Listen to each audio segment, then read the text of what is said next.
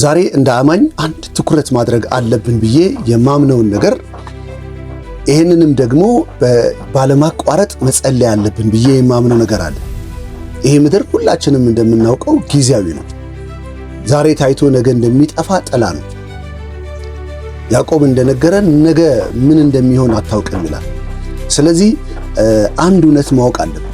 ሰዎች በዚህ ምድር ላይ ያሉት የዘላለምን ሕይወት ማግኘት እንዲችሉ ኢየሱስን መምረጥ እንዲችሉ ለዚህ ዓላማ በምድር ላይ እንዳሉ መገንዘብ አለብን። በዚህ ዓለም ላይ ያሉት ኢየሱስ ክርስቶስን እንዲመርጡ ነው። ከዚህ ምርጫ በተቃራኒ ግን የሚሰራ የጨለማ ኃይል አለ። ይህንን በደንብ ኮንሸስ መሆን አለብን። ሰይጣን በዚህ ጉዳይ ላይ በጣም ባለማቋረጥና በትጋት እየሰራ ነው። ሁለተኛ ቆሮንቶስ ምዕራፍ 4 ቁጥር 4 ላይ እንደዚህ የሚል መጽሐፍ ቅዱስ ቃል አለ። እንደዚህ ይላል፣ ለእነርሱም የእግዚአብሔር ምሳሌ የሆነው የክርስቶስ የክብር ወንጌል ብርሃን እንዳያበራላቸው የዚህ ዓለም አምላክ የማያምኑትን ሐሳብ አሳወረ። አሁን በጣም ተጠንቀን ልንሰማው የሚገባውና በምድር ላይ በምንኖርበት ዘመን በሙሉ ትኩረት ልናደርግ የሚገባው ጸሎት ነው ብዬ የማምነው ይህንን ቃል ነው። የማያምኑትን ሐሳብ አሳወረ። ስለዚህ ዛሬ የማያምኑ ሰዎች በሐሳባቸው ላይ ድንዛዜ ተጥሏል፣ እውርነት ተጥሏል። እንዳያስቡ፣ እንዳያገኙት፣ ኮንሸስ እንዳይሆኑ፣ እንዳይነቁ አድርጓል። ይህን ያደረገው ማን ነው? የማያምኑትን ሐሳብ አሳወረ ይላል። አሳወረ፣ እውር አረገ ማለት የሚሆነውን ማየት አይችሉም፣ መገንዘብ አይችሉም፣ መረዳት አይችሉም።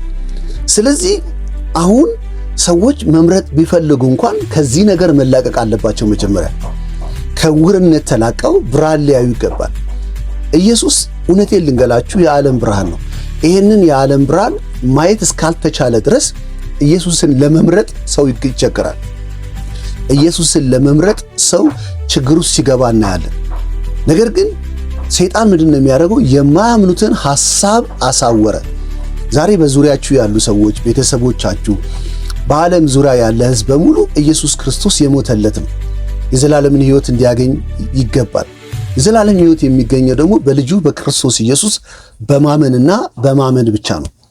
ስለዚህ ይህንን እውነት ግን ማየት እንዳይችሉ የዚህ ዓለም አምላክ የማያምኑትን ሐሳብ አሳወረ።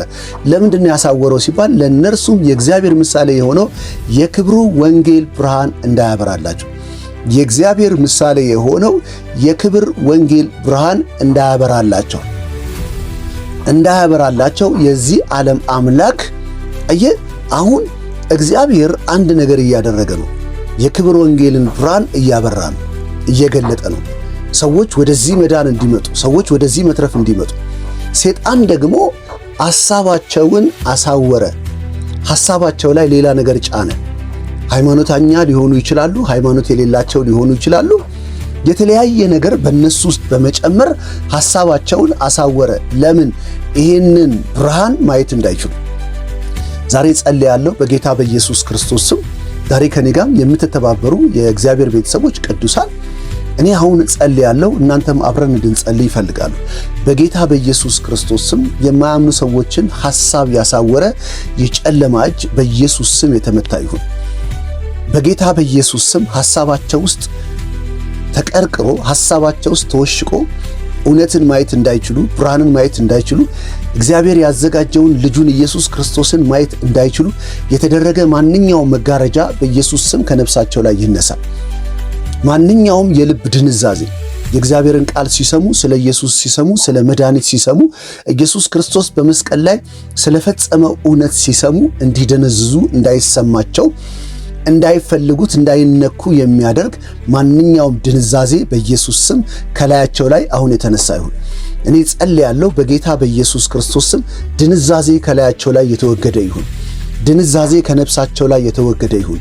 ድንዛዜ ከሐሳባቸው ላይ የተነሳ ይሁን። ሰይጣን የሸፈነባቸው ማንኛውም መጋረጃ ይህንን የክብር ወንጌል ብርሃን ወንጌል ብርሃን ነው። የክብር ወንጌል ብርሃን እንዳያበራላቸው የተሸፈነ ማንኛውም መጋረጃ በጌታ በኢየሱስ ስም አሁን የተነሳ እንዲሆን ጸልያለሁ። አሁን የተነሳ እንዲሆን ጸልያለሁ። አሁን የተነሳ እንዲሆን ጸልያለሁ።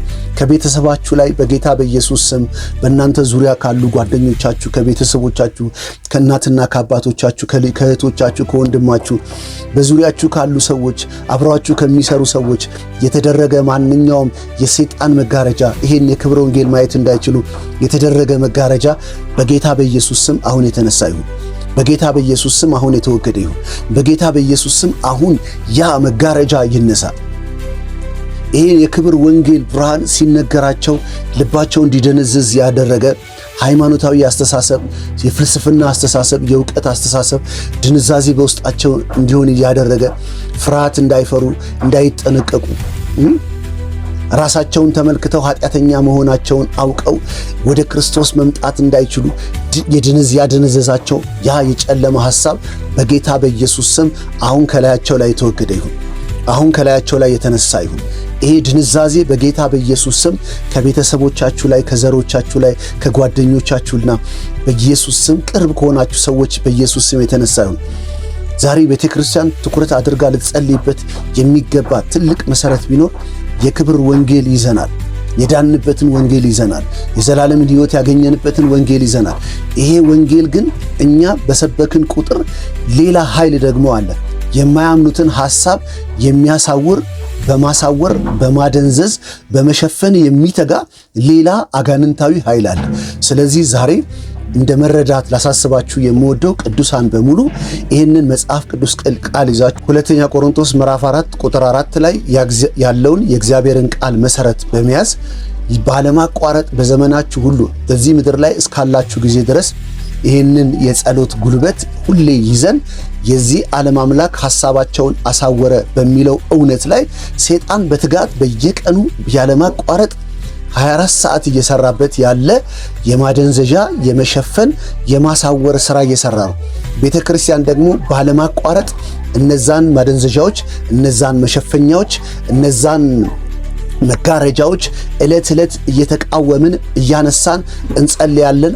ለብዙ ሰዎች የመዳን ምክንያት እንሆናለን። ለብዙ ሰዎች ይህንን የዳንበትን ወንጌል ብርሃን መመልከት ይሆንላቸዋል። ከታሰሩበት ሃይማኖታዊ ሰንሰለት መፈታት ይሆንላቸዋል። ከእውርነት በኢየሱስ ስም መንጻት ይሆንላቸዋል። ዛሬ ሁለት ነገር ነው። በእግዚአብሔር ቃል እንጸልይ። ይህንን ቃል ዘመናችን ሙሉ በሰይጣን በተቃራኒ ኃይል ቆመን እሱ ያሳወረውን፣ እሱ የሸፈነውን፣ እሱ ያደነዘዘውን ኃይል እኔና እናንተ ደግሞ በጸሎት በማስወገድ እንተጋለን፣ እንበረታለን። እግዚአብሔር ብዙ ምርኮ አሳልፎ ይሰጠናል። ተባረኩ።